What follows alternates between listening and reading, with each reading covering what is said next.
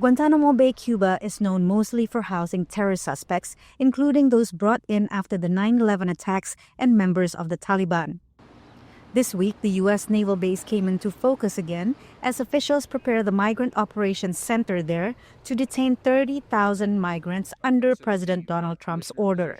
It could increase, yes. What would be the maximum? It depends, but countries that won't take back their criminals that they sent into us, they sent them to us. They put them into the caravans and they came in. As sure as you're standing there, they were sent by those countries.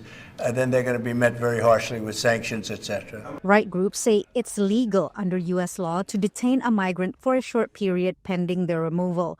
But if the country of origin is not willing to accept the person, indefinite detention is illegal.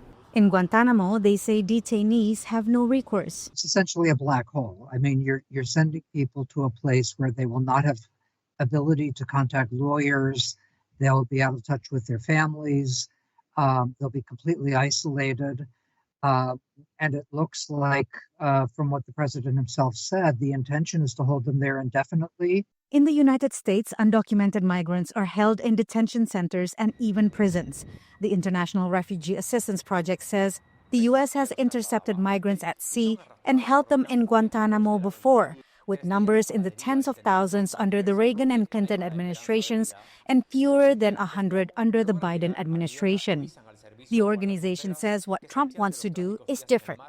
Up until now, it has never been the case that the United States would apprehend, arrest individuals from within the United States at scale as part of a mass deportation campaign and send people to Guantanamo. That has never been done before. Guantanamo is, quote, the perfect place for criminal migrants, said U.S. Defense Secretary Pete Hegseth earlier this week.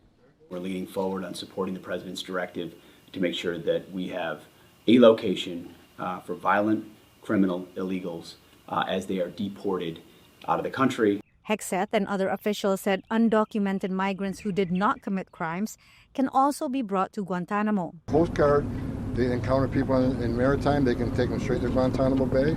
Trump chose Guantanamo because the U.S. is running out of detention space, said White House Press Secretary Caroline Leavitt Friday. Which is a big reason why Congress needs to pass this reconciliation package as quickly as possible to ensure that DHS and ICE have the funding they need to detain these individuals. Democratic administrations under Obama and Biden tried and failed to close the Guantanamo terrorist detention camp that was built by the George W. Bush administration in 2002 following the U.S. invasion of Afghanistan that began shortly after 9/11 terror attacks.